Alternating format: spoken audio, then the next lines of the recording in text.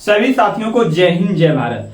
तो साथियों, जैसा कि आप लोग देख रहे होंगे कि बड़ा झटका यानी कि धर्मेंद्र प्रधान जी जो हमारे रहे हैं शिक्षा मंत्री, अब वो पूर्व कर रहे हैं क्योंकि उन्होंने इस्तीफा दे दिया है। इसका कारण आप लोग को भी मालूम होगा और इसका कारण हम भी इस वीडियो में बताएंगे कि उन्होंने इस्तीफा क्यों दिया। जंतर मंतर और कई लाखों विद्यार्थियों जो दिल्ली में जाकर के धरना दे रहे थे, क्यों दे रहे थे? क्योंकि पेपर लीक का मामला चल रहा था पूरे देश में पेपर लीक का मामला चल रहा था और सरकार सुन ही नहीं रही थी। तो विद्यार्थियों ने सोच लिया कि जो भी हो देखा जाएगा, लेकिन जब तक इस्तीफा शिक्षा मंत्री नहीं देंगे।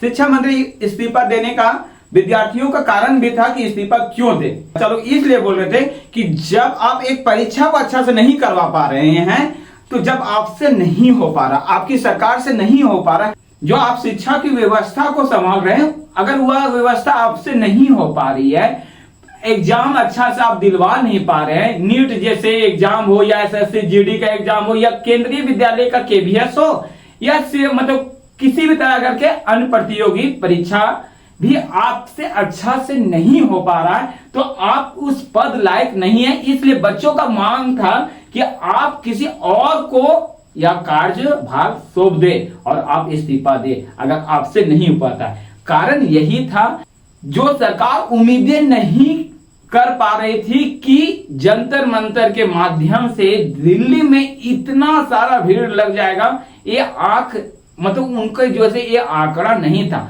उनको लग रहा था कि 10 से 15 हजार विद्यार्थी लगभग आएंगे, लेकिन एक सोशल मीडिया के माध्यम से बच्चे इतना अधिक उसमें रुचि लिए और इतना अधिक मात्रा में आप देश की राजधानी दिल्ली में पहुंचे कि वहां पर प्रशासन भीड़ को देख करके डर गया और प्रशासन को लगा इतना मात्रा में विद्यार्थी आज तक इतना मात्रा में विद्यार्थी खास करके एजुकेशन के मामले में इतना भीड़ नहीं लगा हुआ था जितना मात्रा में दिल्ली में विद्यार्थी लोग गए हुए थे।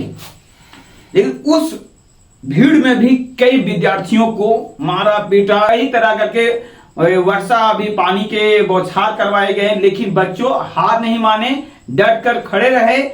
कब तक? जब तक उनका मांग पूरा नहीं किया जाए। तो पहला चीज तो इस्तीफा इन्होंने दिया। उनका मांग है कि परीक्षा इस तरह से लिया जाए, पारदर्शिता के माध्यम से लिया जाए, ताकि उनका परीक्षा उनका जो मेहनत रहता है साल भर का, वो साल भर का मेहनत कम से कम उनका रौनक लावे। हम लोग को बचपन में सिखाया जाता है कि मेहनत करने वाला का फल जो है से मीठा होता है। यहाँ पर सरकार तो मीठा नहीं कर रही है, ये जो है नाली के कीड़े के समान कर रही है। बच्चों को जो है अगर मान लेता अपना हक के लिए बच्चा लड़ रहा है, तो उनके लिए क्या किया जा रहा है? उनको जैसे मौत का सजा मिल रहा है। ये कैसी सरकार है? आप ही डिसाइड कीजिए। और इस्तीफा में इन्होंने क्या कहा है, आप लोग इसको देख सकते हैं, स्क्रीनशॉट लेकर के आप लोग पढ़ लीजिएगा, ठीक है। अब इस्तीफा किनका होगा? अब सरकार को क्या करना है? सरकार विद्यार्थियों की जो भी आकांक्षा है, न्यू जो शिक्षा मंत्री आएंगे उनके माध्यम से क्या देखा जाएगा।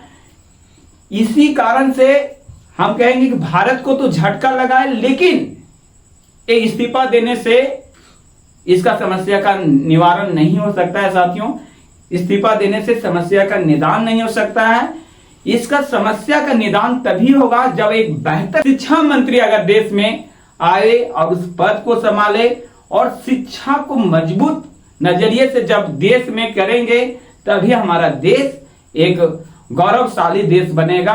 आपकी क्या राय है? इस अगला बार इस्तीफा किनका होगा, आप लोग जरूर कमेंट कीजिएगा।